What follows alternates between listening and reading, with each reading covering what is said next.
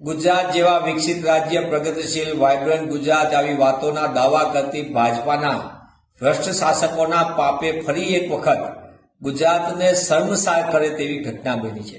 એટલે કે ગુજરાતની અંદર દાવા કરે મોટા મોટા આરોગ્ય સેવાના, મોટા મોટા વિકાસના દાવા, અને એની વચ્ચે છોટાઉદેપુર જિલ્લાના નસવાડીમાં એક પ્રસૂતાને ફરી એક વખત, એટલે કે અગાઉ તો આવી 2-3 વખત ઘટના બની, પણ ફરી એક વખત એવી ઘટના બની કે પ્રસૂતાને હોસ્પિટલ લઈ જવા માટે રસ્તો જ નહીં, એટલે જોડીમાં લઈ જવી પડી।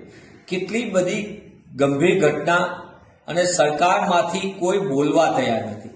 આ એ જગ્યા છે કે જ્યાં ભૂતકાળની અંદર કલેક્ટર ને ડીડીઓ પણ ત્યાંથી પસાર થઈ ચૂક્યા છે, અને જ્યાં ગયા હતા ત્યારે ત્યાં સંપૂર્ણપણે એમના વાહનો ફસાઈ ગયા હતા।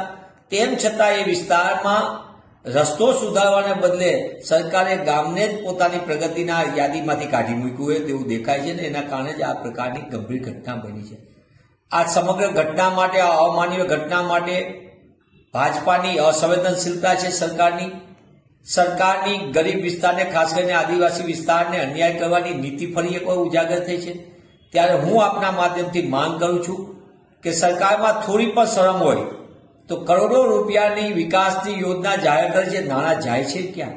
નકલી કચેરી નામે કરોડો રૂપિયા સગે વગે થાય છે, પણ એક 1.5 કિલોમીટરનો રસ્તો જ્યાંથી વાહન થઈ શકે, પાકો રસ્તાની વાત જ નથી, સાદો રસ્તો પણ જ્યાંથી વાહન પસાર થઈ કે એમ્બ્યુલન્સ થઈ શકે અવર જવર, એ પ્રકારનો રસ્તો પણ આટલી બધી ઘટના બન્યા પછી સરકાર બનાવી શકી નથી, એ દુઃખની વાત છે।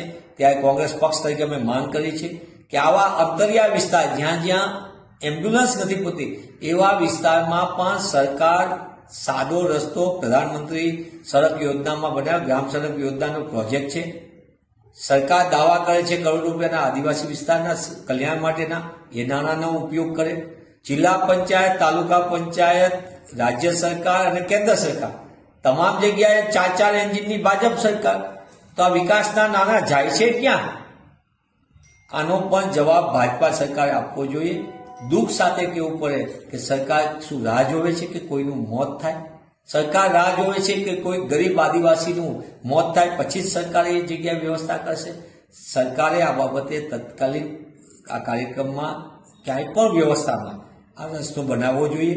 કોંગ્રેસ પક્ષનું પ્રતિનિધિ મંડળ પણ સરકારને તાત્કાલિક પણ આ બાબતે રજૂઆત કરવાનું છે, અને અમે પણ આવી જ્યાં રાજ્યની અંદર તકલીફ છે તે તમામ બાબતોમાં સરકાર તાત્કાલિક પણ, ખાસ કરીને વહીવટી તંત્રમાં બેઠેલા કલેક્ટર, ડીડીઓ એ તાત્કાલિક પણ વ્યવસ્થા કરે તો જ ગ્રામ્ય વિસ્તારના આવી પ્રકારની ઘટના બનતા અટકાવી શકાશે, અને સમયસર પ્રસૂતા હોય કે કોઈ ગંભીર રીતે બીમારીમાં હોય તેને આપણે બચાવી શકાશે।